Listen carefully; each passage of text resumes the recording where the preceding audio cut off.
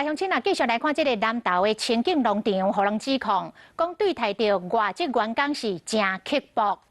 真侪人去清境农场拢会看杨妹啊甲美术的表演，讲负责管理的头家甲头家娘去互指控，辱骂着外籍团员，搁来定各种无合理的规定。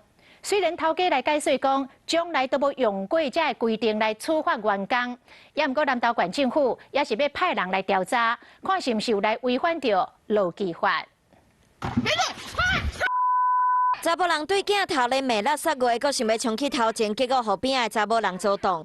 你说跟小孩在一起？这两个人是清境农场有名美术表演的头家和头家娘，因不满一位哈萨克的团员休困要出去，双方逼出口角。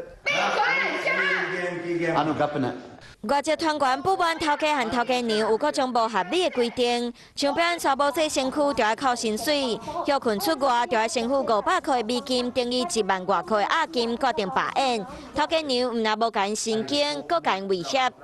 我要把所有的团员、所有的导演带回乌兹别克，如果听到的话，我就告他。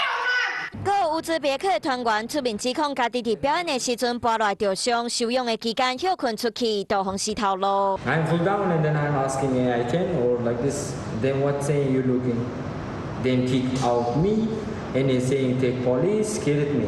敢是挑工公司头路，头家娘解释讲是因为连续几啊天拢找无人，才会通报移民署甲伊洗头路。已经一直找不到人，而且他都不回来，他完全都不回来工作。那他是属于那种被管控的，发文去给移民署，南投的移民署告诉他说，这个人不在我的那个工作范围之内。